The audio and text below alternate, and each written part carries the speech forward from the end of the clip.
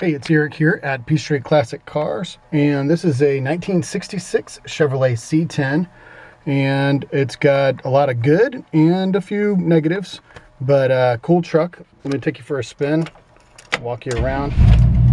She fires up at the touch of the key. 350 V8, recently rebuilt, automatic transmission. Transmission's got about 100 miles on it.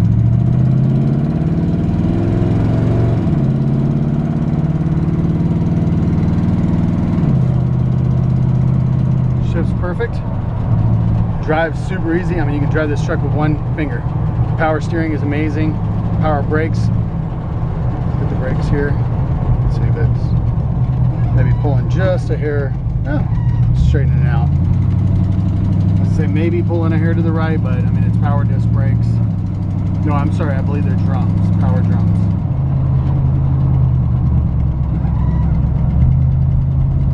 Speedometer works. Oil pressure gauge works. I believe the fuel gauge works. Tachometer is not hooked up. I'm not positive if it works or not. I think it might, but aftermarket temp gauge down here. Stereo comes on, but I mean, it's so old, and it's got this old equalizer. It's got an amp underneath the seat that's old, and some subwoofers in the back. I think with a new head unit, I think the amp and the subwoofers in the back are working. I know the subs obviously just would only need a new amp if that one under the hood was not functional. So pulling around here in the cul-de-sac real easy. I'll stop here and show you around the truck.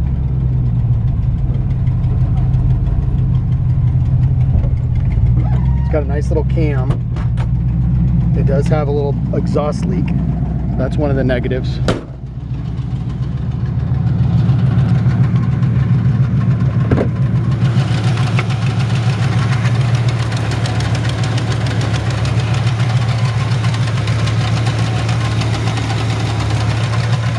Can't say for sure. It actually might. Oh no. Okay, that was not what I was hearing. Never mind. Only got the one exhaust leak. I heard this little hose getting stuck in the fan down there. There we go. Needs to be rerouted, but anyways. Air conditioning, power brakes, power steering.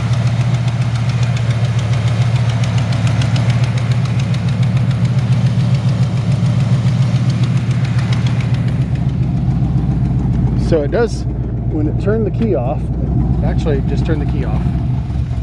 Takes a second for it to turn off.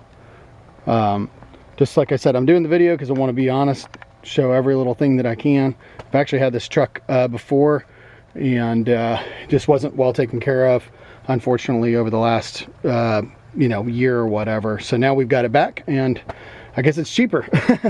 It's a great little truck, and I think this is somebody's getting a hell of a deal for the fact that somebody else let it sit outside, and it's got a few little spots of rust on it.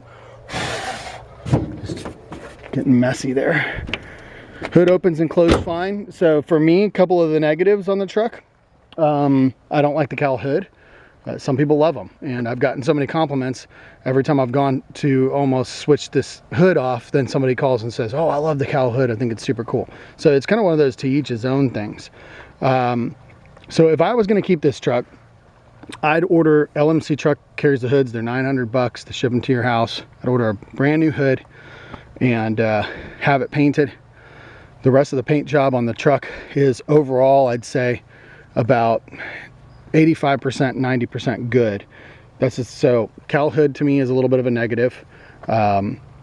Second thing that is a little bit of a negative is if you go around the truck, it had a little bit of rust on it before they painted it last time that just didn't do a good job prepping. So there's a few spots here and there. And the nice thing is, I mean, it's not all the way around. It's a little bit here and there, but I don't think, I've had trucks like this before, and I don't think it needs a whole new paint job. Now that being said, if I was going to go after every single little spot of rust, do it right. Personally, I'd like this truck in black, but it looks really cool in white. So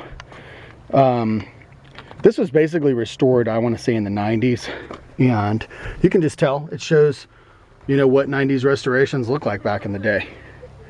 And it's got these, you know, door panels. They were held on by a little bit of Velcro here, and I think that I would come back and put some screws in it to hold them on better.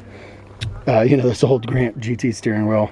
It does have cold air conditioning, hot heat. I actually flipped the switch on it just now, as of course, as I'm doing the video. It makes a liar out of me, and I flipped the switch on it just now, and it did not turn on. Wait. No, yeah. So it must be a fuse. I didn't even get a chance to check it, but the last time we drove it, AC turned on, heater turns on, so that fan fuse is just out for some reason. Painted inside, looks decent. When you start going around the truck, there's spots here and there. You can see the truck had some rust on it here and there.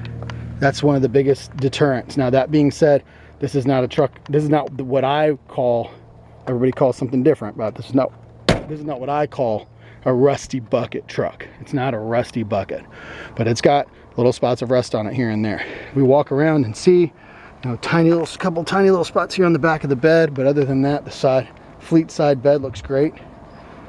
Back of the cab, same thing. You know, here's what I'm seeing is, I would say this is consistent with a truck in this price range, you know, right now.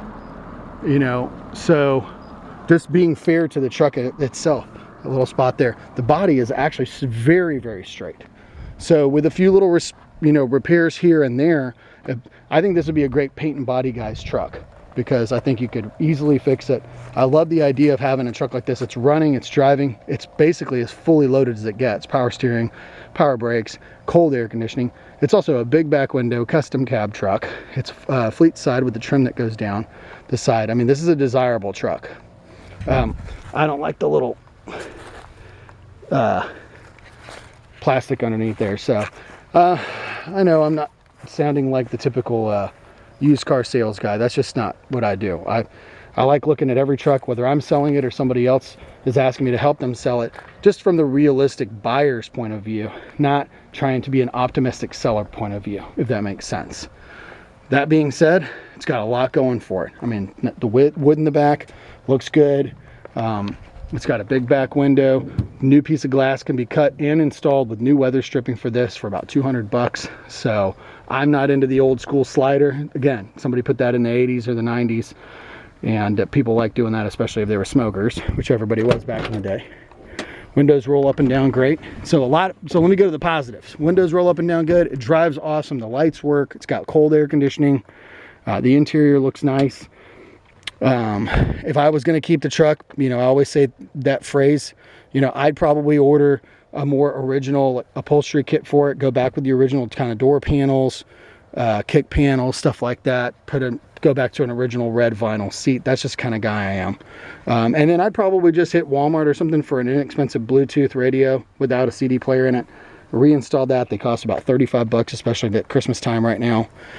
And then I'd probably get my stereo installation guy to get these little subs going and have some great cranking tunes in here.